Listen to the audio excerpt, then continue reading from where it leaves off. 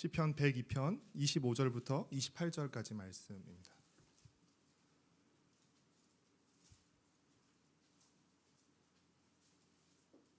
우리 함께 한 목소리로 읽도록 하겠습니다. 주께서 옛적에 땅의 기초를 놓으셨사오며 하늘도 주의 손으로 지으신 바니이다. 천지는 없어지려니와 주는 영존하시겠고 그것들은 다 옷같이 낡으리니 의복같이 바꾸시면 바뀌려니와 주는 한결같으시고 주의 연대는 무궁하리이다. 주의 종들의 자손은 항상 안전히 거주하고 그의 후손은 주 앞에 굳게 서리이다 하였도다. 아멘. 수요일에 설교를 시작하면 없던 증상이 하나 생기는데 수요일이 너무 빨리 너무 자주 돌아온다는 것입니다. 저만 그런 건지 여러분도 그러신지는 잘 모르겠습니다. 우리는 2주 전부터 생활 속 신앙 다지기라는 주제로 함께 말씀을 나누고 있는데요. 혹시 지난주 수요예배 시간에 들었던 말씀을 기억하시나요? 키워드가 오늘이었습니다. 오늘 하루는 작은 인생이기에 오늘 하루를 어떻게 사는가가 우리 인생을 어떻게 사는가와 연결되어 있다는 것과 그리스도인으로서 우리가 그리스도 안에서 오늘 이 평범한 하루를 어떻게 사는가가 곧 우리의 신앙생활이다라는 말씀을 우리가 함께 나누었습니다. 그렇기에 아침에 잠자리에서 일어날 때부터 저녁에 잠자리에 들 때까지 우리가 행하는 그 모든 행동들, 씻고 먹고 입고 일하고 누군가를 만나고 이런 모든 반복적인 행동들에 하나님을 초대하고 하나님과 연결시켜 행해야 한다고 말씀드렸습니다. 그래서 구체적으로 제가 지난주 설교의 마지막 시간에 적용을 한 가지 제안을 드렸습니다. 하루의 시작과 끝을 스마트폰이 아니라 하나님의 말씀으로 시작하시도록 제가 제안하면서 말씀 2구절을 가르쳐 드렸습니다. 혹시 기억하시나요? 아마 적용하신 분들은 기억하실 거라고 생각하는데 2구절 중 한 구절은 잠에서 깰 때 우리가 읽어야 되는 구절입니다. 시편 17편 15절 말씀인데요. 어떤 말씀이죠? 나는 의로운 중에서 주의 얼굴을 배우리니 깰 때에 주의 형상으로 만족하리이다. 밤에 잠들 때 우리가 읽어야 하는 말씀은 시편 4편 8절 말씀인데요. 같이 한번 읽어볼까요? 내가 평안히 눕고 자기도 하리니 내가 안전히 살게 하시는 이는 오직 여호와이시니이다. 이 말씀을 읽고 잠들면 굉장히 편안해지죠. 내가 안전히 살게 하시는 분은 오직 하나님이십니다라는 이 신앙의 고백으로 우리가 잠드는 것이죠. 저는 여러분이 아침 저녁으로 이 말씀을 계속 읽어서 아니면 침대맡에 붙여놓으셔도 좋을 것 같고요. 어쩔 수 없이 스마트폰이 아니까 스마트폰 이렇게 화면에 띄워놓으시던지 해서 이 말씀을 자주 읽어서 이렇게 암송하실 수 있기를 바라고 우리의 자녀들이 아침에 일어나고 잠들 때 이 말씀을 여러분이 들려줄 수 있기를 바랍니다. 차나 배, 비행기 따위를 탈 때 흔들림을 받아서 메스껍고 어지러운 증세를 일컬어서 멀미라고 합니다. 멀미를 과학적으로 설명하면 눈에서 감지한 시각 정보와 귀 속에 있는 이 반고리관과 전정기관에서 감지한 평형 감각 정보가 서로 일치하지 않을 때 우리 몸에서 일어나는 신체적인 반응입니다. 즉 멀미는 시각과 평형 감각이 다를 때 발생하는 증상인데요. 이 멀미를 예방하는 방법 중에 하나는 움직이지 않는 물체에 시선을 고정하는 것입니다. 그래서 우리는 어렸을 때부터 어떤 말들을 들어왔죠? 멀미가 날 것 같으면 먼 산을 보라라는 말을 들어오곤 했습니다. 실제로 산이나 수평선 등 움직이지 않는 것에 우리의 시선을 고정하게 되면 실제로 시각 정보가 차단되어서 덜 혼동된다고 합니다. 안 그래도 AI나 4차 산업혁명 등으로 인해서 세상이 굉장히 빠른 속도로 변화하고 있는 중이었습니다. 그런 와중에 코로나까지 터져서 그 변화의 속도와 강도가 굉장히 더 빨라지고 커졌죠. 그래서 멀미가 날 정도입니다. 정신없이 우리를 둘러싼 주변 환경이 변화하고 있을 뿐 아니라 그 변화는 우리에게 이 속도에 맞춰 또 변화할 것을 요구하죠. 마치 이렇게 강요하고 압박하고 있는 것처럼 느껴집니다. 멀미가 날 때 멀미를 줄이는 방법 중에 하나가 움직이지 않는 물체에 우리의 시선을 고정하는 것인 것처럼, 모든 것이 빠르게 변해가는 이 시대에 우리가 멀미를 줄일 수 있는 방법은 우리의 시선을 빠르게 변하는 것이 아니라 변하지 않는 것에 고정하는 것입니다. 그렇다면 그것이 무엇일까요? 시간이 지나도 변하지 않는 것, 사물을 그 자체이도록 하는 고유한 성질, 한 사물이나 과정에 반드시 있어야만 하는 보편적이고 변함없는 요소들의 총체, 우리는 그것을 일컬어서 본질이라고 합니다. 무서운 속도로 빠르게 변해가는 시대, 그 누구도 예측하지 못했고 그 누구도 경험해보지 못한 코로나로 인해 이전과 전혀 다른 세상과 일상을 살아가는 우리가 주목해야 할 것은 바로 본질입니다. 그래서 생활 속 신앙 다지기 세 번째 키워드는 바로 본질입니다. 많은 학자들이 세상은 이제 코로나 이전과 코로나 이후로, 그렇죠? 비포 코로나와 애프터 코로나로 나뉜다라고 하는 것처럼 이 코로나 바이러스는 정말 우리가 살아가는 일상과 그리고 우리의 생각을 굉장히 많이 변화시켰고 그 변화는 아직도 진행 중입니다. 예전에는 몸이 아파도 직장에 출근해야 했습니다. 몸이 아파도 학교에 가야 했습니다. 그것이 성실함의 표시였고 그것을 높게 여겨서 개근상도 주었습니다. 아깝게 개근상을 놓친 사람을 위해서 정근상도 주었습니다. 제가 학교를 다닐 때만 해도, 초중고를 다닐 때만 해도 정말 어마어마한 큰일이 아니고서는 학교를 빠진다는 것은 상상할 수도 없는 일이었습니다. 그러나 지금은 완전히 달라졌습니다. 몸이 아프면 이제 어떻게 해야 되죠? 집 밖으로 나가면 안 됩니다. 몸이 아프면 집 밖으로 나가지 말고 집 안에서 쉬어야 됩니다. 몸이 아픈데도 억지로 학교 가고 출근하는 것은 성실함의 표시가 아니라 이제는 개념 없음의 표시가 되어버렸습니다. 그리고 다른 사람도 아프게 만들 수 있는 일종의 민폐가 되어버렸습니다. 굉장히 많은 우리의 생각이 바뀌게 되는 것이죠. 재택근무로 인해서 직장과 사무실의 개념이 많이 변화되었고요. 온라인 수업으로 인해서 학교와 수업에 대한 개념도 변화되었습니다. 교회도 결코 예외가 아니고요. 온라인 예배라는 새로운 경험을 통해서 알게 모르게 조금씩 교회에 대한 개념이 바뀌어가고 있습니다. 어떤 교회는 기존에 출석하는 성도 수에 비해서 훨씬 많은 온라인 예배 조회수가 나오는 교회도 있고, 또 어떤 교회는 기존에 출석하는 성도의 수보다 훨씬 적은 온라인 예배의 조회수도 나오고 있다고 합니다. 여러분, 이건 뭘 의미할까요?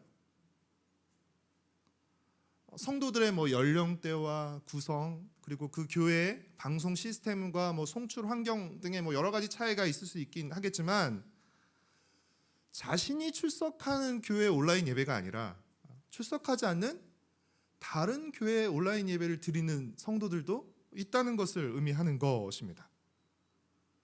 어차피 현장 예배가 아닌데, 그렇죠? 어차피 현장 예배가 아닌 온라인 예배라면 얼마든지 다른 교회의 온라인 예배도 드릴 수 있고 또 실제로 그렇게 드리기도 한다는 것입니다. 이렇게 되면 사실 우리 교회라는 개념은 점점 약해지는 것이죠. 그렇죠? 내가 선택해서 온라인 예배를 드리게 되면 우리 교회는 사실은 점점 그 의미가 약해지는 것입니다. 요즘 우리가 선택한 시간과 장소에서 예배를 드립니다.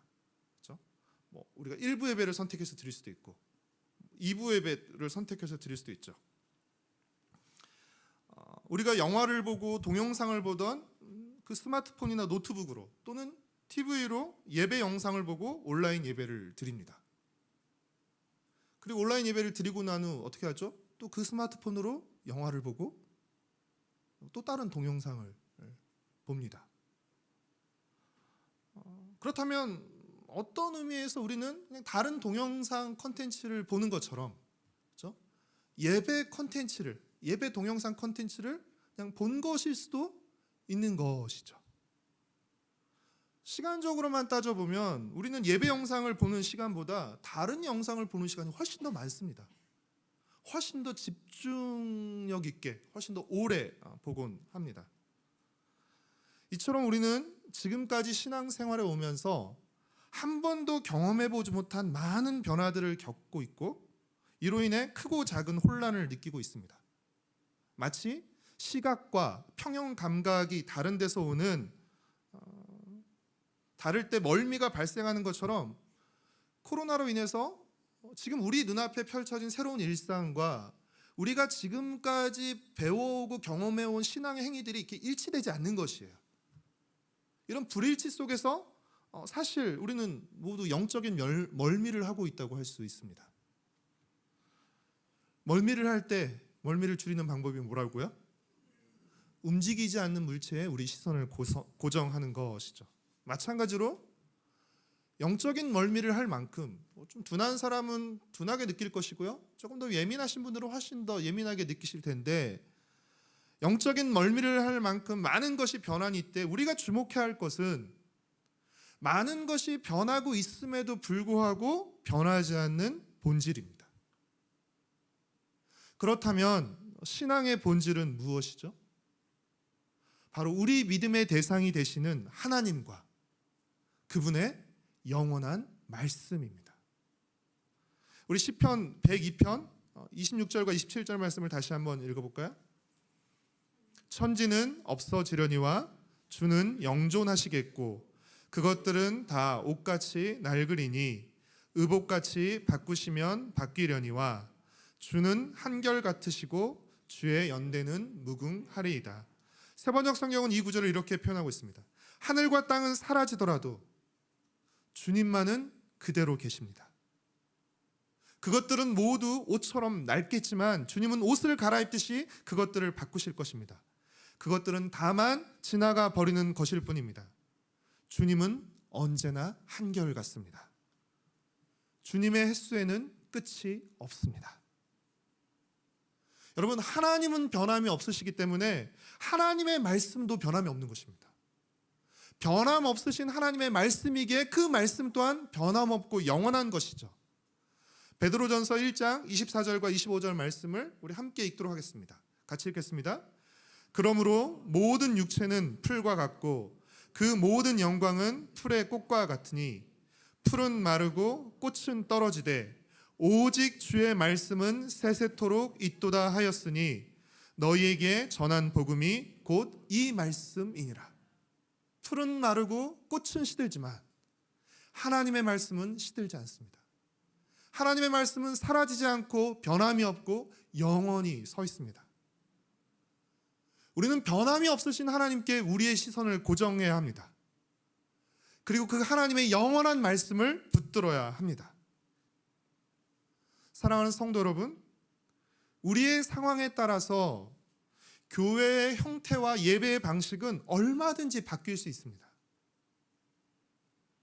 본격적인 교회는 예수님이 승천하시고 난 후 오순절날 성령 강림 이후에 본격적인 교회가 세워졌지만 사실 교회는 구약시대 때부터 존재해 왔습니다. 이스라엘 백성이 바로 구약의 교회라고 할 수 있죠. 이스라엘 백성은 출애굽 후 시내산에서 하나님과 언약을 맺었고 성막을 만들었습니다. 그들은 광야에서 이동하면서 성막에서 제사를 드렸고 가나안에 정착한 후에는 무엇을 만들었죠? 성전을 만들었습니다. 그리고 성전에서 제사를 드렸습니다. 그러나 많은 시간이 지난 후 이스라엘 백성들이 선지자들의 경고와 책망에도 불구하고 하나님과의 언약을 어기고 우상을 섬겼습니다. 그러자 어떤 일이 발생했죠? 나라가 망하고 성전은 무너졌고 이스라엘 백성들은 포로로 끌려갔습니다. 포로가 되어서 하나님을 믿지 않는 이방 땅 바벨론으로 끌려갔죠. 신약시대 때 교회 모습도 계속해서 변화했습니다. 초대교회는 주로 가정에서 모이는 아주 작은 가정교회 형태였습니다. 그러다가 점점 믿는 자들이 늘어나면서 모이는 공간도 점점 커지게 된 것이고, 모이는 사람들도 점점 더 다양해지게 된 것입니다. 사실 우리가 초대교회라고 부르는 1세기 교회의 모습은 지금 우리 교회의 모습과는 굉장히 많이 다릅니다. 1세기까지 가지 않더라도 우리가 어렸을 때, 우리가 젊었을 때 보았던 교회의 모습과 지금 교회의 모습도 많이 달라져 있습니다. 이처럼 교회는 시대를 따라 계속 변해왔고 앞으로도 변해갈 것입니다. 여러분, 예배도 마찬가지입니다. 구약시대 때에는 예배를 어떻게 드렸죠? 제물을 잡아다가 예배를 드렸습니다. 그러나 예수님께서 완전한 제물로 십자가에서 죽으신 후 우리는 더 이상 제물을 잡아서 예배드리지 않습니다. 우리는 예수 그리스도의 희생과 공로를 의지해서 살아있는 제물로 하나님 앞에 나와서 예배를 드립니다. 예배의 형태와 방식도 많이 변화되었습니다. 우리가 예전에 신앙생활 했을 때만 해도 사실 모든 교회에 저녁 예배가 있었습니다. 저도 중고등학교 때 저녁 예배 때 중고등부 성가대가 서고 그래서 밤늦게 이렇게 인사하고 돌아갔던 기억이 있습니다. 그러나 지금은 거의 저녁 예배를 드리는 교회를 찾아보기가 어렵습니다. 예배 분위기도 많이 바뀌었다고 생각해요. 예전에는 진지하고 이렇게 엄숙했다면 지금은 경쾌하고 좀 자유로운 느낌으로 바뀌었다고 생각합니다. 교단마다 또 지역마다 예배의 방식과 순서에도 조금씩 차이가 있어서 가끔 우리가 다른 지역에 가서 낯선 교회 가서 예배드리면 굉장히 좀 이렇게 어색하고 낯선 느낌이 들기도 합니다. 우리 교회는 이렇게 예배 안 드렸던 것 같은데 여기는 조금 다르게 예배 드린다라는 느낌을 받곤 합니다. 여러분, 이처럼 예배의 방식과 순서도 계속 변해왔고 앞으로도 변화할 것입니다. 여러분, 이 사실은 무엇을 의미하죠? 꼭 코로나 때문이 아니더라도 교회의 형태와 예배의 방식은 계속해서 변해왔다는 것입니다. 다만 누구도 예측하지 못하게 또 누구도 경험하지 못한 코로나가 아예 모이는 것 자체를 어렵게 만들었기 때문에 너무 갑작스럽게 이 상황을 바꿔놔서 우리가 어떻게 대처해야 될지 어떻게 변화해야 될지를 아직 몰라서 조금 더 당황하고 있을 뿐이죠. 그러나 시간이 지나면 우리는 기도하면서 그 답을 찾아낼 것이고 또 변화할 것입니다. 왜냐하면 우리를 둘러싼 환경이 아무리 변하고 요동쳐도 우리의 신앙과 예배의 대상이 되신 하나님은 변함이 없으시고 한결같으신 분이시기 때문입니다. 어떤 상황에서도 설령 하늘과 땅이 사라진다 해도 하나님은 살아계시고 통치하시며 우리의 모든 예배와 경배를 받으시기에 합당한 분이시기 때문입니다. 또 성령께서 우리에게 지혜를 주실 것이기 때문입니다. 사랑하는 성도 여러분, 우리의 상황에 따라서 교회와 예배의 형태와 방식은 얼마든지 바뀔 수 있습니다. 우리는 이 변화를 두려워하거나 거부하지 말고 받아들일 수 있어야 합니다. 그러나 이런 때일수록 더욱 변하지 않는 본질을 붙잡아야 합니다. 그 본질이 무엇이라고요? 우리 신앙에서 변하지 않는 본질이 무엇이라고요? 변함없으신 하나님입니다. 그리고 변함없으신 그 하나님과의 관계입니다. 여러분, 예배의 형태와 방식은 얼마든지 바뀔 수 있어요. 그러나 바뀌지 않아야 되는 것이 무엇이에요? 그 하나님과의 관계입니다. 변하지 않는 하나님을 향한 변함없는 사랑과 신뢰입니다. 여러분, 만약 두 남녀가 사귀어요. 근데 이 둘 사이의 관계가 상황이 좋을 때만 유지된다면, 어려움이 없을 때만 유지된다면 여러분, 이 관계는 좋은 관계라고 할 수 있을까요? 좋은 관계라고 할 수 없습니다. 두 사람의 관계가 진짜 좋은 관계인지, 두 사람이 정말 신뢰하고 사랑하는지는 역설적이게도 무엇이 증명해 주는 것이죠? 어려움과 위기가 증명해 주는 것입니다. 둘 사이에 어려움이 왔을 때, 그 사귐 사이에 많은 방해가 존재하고 많은 압박이 가해질 때, 그럼에도 불구하고 그 두 사람이 관계를 끊지 않고 계속해서 지켜오며 더 깊은 관계를 유지해 나가느냐, 더 깊은 관계로 발전해 나가느냐가 두 사람과의 관계가 진짜 좋은 관계인지 사랑과 신뢰의 관계인지를 증명해낸다는 것입니다. 여러분, 하나님과의 관계에서도 저는 마찬가지라고 생각합니다. 신앙은 어떤 상황에서도 하나님을 사랑하고 신뢰하는 것입니다. 어떤 어려움 속에서도, 어떤 예측 못한 상황 속에서도, 그 반대와 방해 속에서도 하나님을 사랑하고 신뢰하는 것입니다. 하나님을 소망하고 하나님께 충성하는 것입니다. 우리가 정말 하나님을 사랑하고 신뢰한다면, 정말로 우리가 하나님을 소망하고 하나님께 충성한다면, 여러분, 그것은 어떤 형태와 방식이 되었든지와 상관없이 반드시 드러나게 되어 있습니다. 반드시 우리의 말과 우리의 행동과 우리의 모습과 우리의 삶을 통해서 반드시 드러나게 되어 있습니다. 그렇게 여러분, 우리는 사실 본질을 물어야 합니다. 우리 신앙생활 속에서도 저는 우리가 본질을 묻고 다시금 진지하게 점검하고 확인해야 될 때라고 생각합니다. 교회의 본질이 무엇입니까? 교회의 본질은 건물이 아니죠. 교회의 본질은 모임이 아니죠. 교회의 본질은 하나님의 부르심을 받은 사람들입니다. 하나님의 부르심을 받은 사람들의 모임이 바로 교회인 것이죠. 안타깝게도 우리는 주일날 우리가 지금까지 모였던 배명구 강당에서 모이지 못하지만, 하나님의 부르심을 받고 하나님의 백성이 된 우리 가족들이 거실에 모일 때, 여러분, 그 거실이 교회가 되는 것입니다. 수와 상관없이, 장소에 상관없이 하나님의 부르심을 받은 사람들이 모일 때, 여러분, 그곳이 교회가 되는 것이죠. 왜냐하면 예수님이 누구든지 두세 사람이 내 이름으로 모일 때 내가 그들 가운데 함께 계시겠다고 말씀하셨기 때문입니다. 주님이 부르셔서 주님의 이름으로 모인 사람들이 모인 그곳이 바로 교회인 것이죠. 예배의 본질은 무엇입니까? 예배의 본질은 왕이신 하나님을 향한 경배의 반응입니다. 왕이신 하나님 앞에서 우리의 복종과 경외를 표현하는 것이 바로 예배입니다. 우리 마음의 무릎을 꿇고,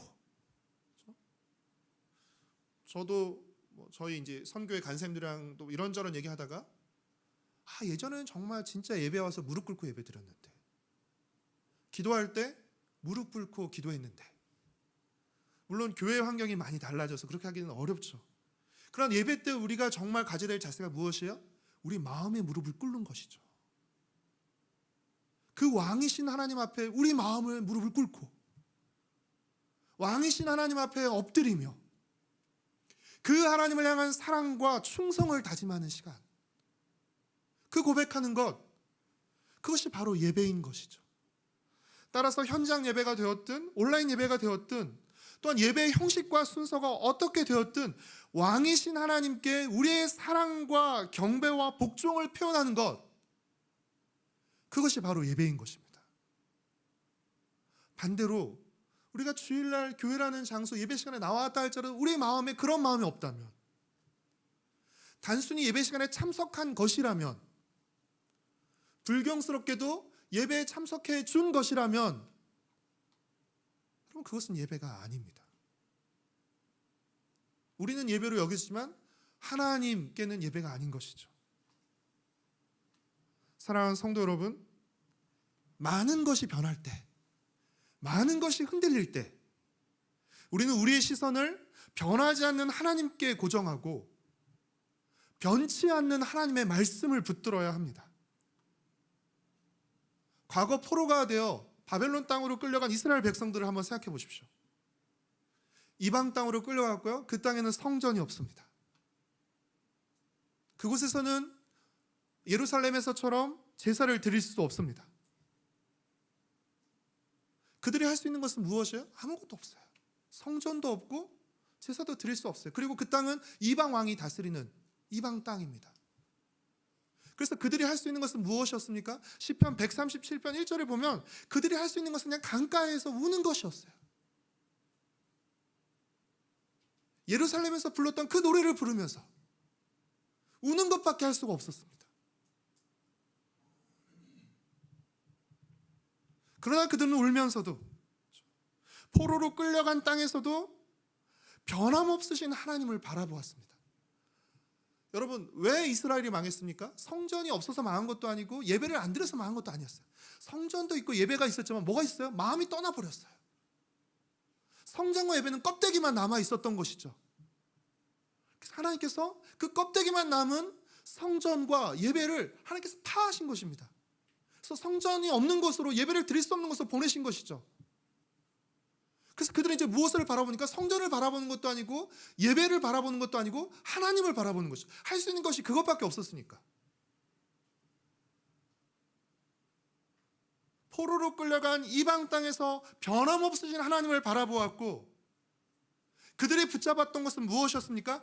다시 약속의 땅으로 돌아오게 해주겠다는 하나님의 말씀이었습니다. 눈앞의 현실은 그것이 도저히 불가능해 보이지만 하나님의 정하신 때가 되면 다시 하나님의 백성을 약속의 땅으로 돌려보내주겠다고 하셨던 그 약속의 말씀을 붙들었던 것입니다. 비록 그들에게 성전은 없었지만 하나님은 그곳에 함께 계셨고 그들에게는 하나님의 말씀이 있었습니다. 그리고 그들은 하나님의 말씀대로 다시 고향으로 돌아올 수 있었습니다. 여러분, 지금 우리는 사실은 자유롭게 모이지 못하는 상황 때문에 굉장히 당황하고 막 살짝 멘붕도 오고 막 그렇습니다. 그러나 여러분, 지금도 세계 곳곳에서는 기독교 신앙을 금지하고 예배를 자유롭게 드리지 못하는 나라들이 존재합니다. 그러나 그곳에서도 몰래 숨어서 모이는 지하교회가 있고요, 또 위험을 무릅쓰고 예배를 드리는 하나님의 백성들이 있습니다. 지금 제 말은 우리가 모든 것 말 듣지 말고 막 몰래 숨어서 나쁜 짓, 결코 아닙니다. 제가 지금 여러분에게 말씀드리고 싶은 건 자신들이 처한 어려운 상황 속에서도 하나님을 향한 사랑과 신뢰를 고백해야 한다는 것입니다. 못 모이니까 이제 하나님을 향한 사랑을 고백할 수 없는 것이에요? 하나님을 향한 신뢰를 우리가 포기해야 되는 것이, 그렇지 않은 것이죠. 사랑하는 성도 여러분, 비록 예전처럼 자유롭게 모이지 못하고 또 마음껏 예배드리지 못하고 또 함께 식사하며 교제하지 못한다 해도, 예전처럼 성경학교를 할 수 없다 해도 우리는 변함없이 하나님을 향한 사랑과 신뢰를 고백하고 드러내야 합니다. 코로나로 인해 교회와 예배의 개념과 형태, 방식은 변해가겠지만 그 본질, 변함없으신 하나님을 향한 신뢰와 사랑과 충성은 변함없이 지켜가야 하는 것입니다.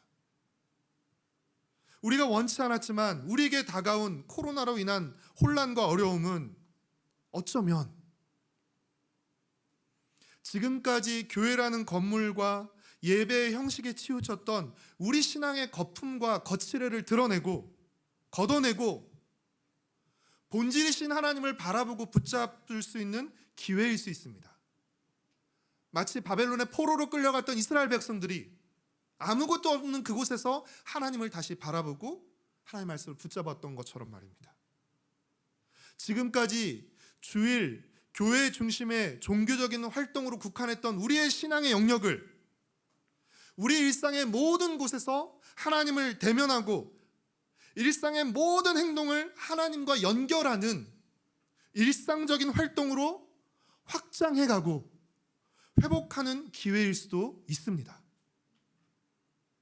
사실 우리는 주일날 교회에서 열심히 하는 것 때문에 이것만 하고 나머지를 사실 손 놓았습니다. 이것만 하면 다 된다고 생각했죠. 그러나 이제 이것을 할 수 없게 되니까 어떻게 됩니까? 나머지 우리가 소홀하게 여겼던 것들, 손 놓고 있었던 것들을 다시 되찾아가야 하는 것입니다. 요즘 묵상하고 있는 베드로전서의 표현을 빌리자면 어쩌면 지금 우리가 겪는 이 혼란과 이 멀미는 우리의 신앙을 정화하고 우리의 신앙을 연단하는 불시험일 수도 있다고 생각합니다. 그러니 부디 우리는 이 기회를 낭비해서는 안 됩니다. 언젠가 끝나고 나면 잘하겠다. 언제 끝날지는 모르겠어요. 그리고 끝나고 다시 돌아온다는 보장 절대 못합니다. 이스라엘이 망하고 백성들이 성전이 없는 바벨론의 포로로 끌려가도 그들은 여전히 하나님의 백성이었던 것처럼, 주일에 교회라는 건물에 오지 못해도 우리는 여전히 하나님의 백성이고, 여러분, 우리가 교회입니다. 변함없는 하나님과 하나님의 말씀에 우리는 더욱 깊이 뿌리를 내려야 됩니다. 지금까지 우리는 어떤 형식과 제도에 사실은 많이 기대었어요. 이런 표현이 어떨지 모르겠지만 많이 묻어갔습니다. 그러나 이제는 내가 홀로 서야 합니다. 하나님과 하나님의 말씀에 내 뿌리를 깊이 내리면서 내가 내 발로, 내 믿음으로 견고하게 설 수 있는 그 훈련을 해야 합니다. 더욱 하나님과 하나님의 말씀에 깊이 뿌리를 내리고 우리의 일상에서 하나님을 향한 사랑과 신뢰를 더욱더 펼쳐나가야 하는 것이죠.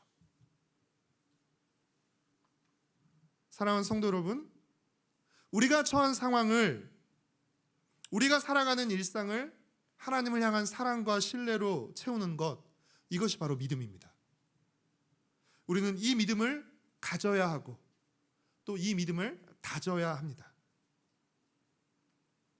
우리를 둘러싼 상황은 계속해서 변하고 있고 앞으로도 변화하겠지만 우리는 변함없는 하나님을 향한 변함없는 사랑과 신뢰, 소망과 충성으로 꿋꿋하게 앞으로 나아가야 합니다. 우리가 지금 맞닥뜨린 이 코로나라는 특별한 상황이 우리의 신앙의 본질을 점검하고 다시금 붙잡음으로써 우리 개인과 가정 그리고 세대로 공동체의 믿음을 더욱 성숙시키고 연단할 수 있는 특별한 축복의 기회가 되기를 소망하고 축복합니다. 우리 함께 오 신실하신 주 함께 찬송하신 후에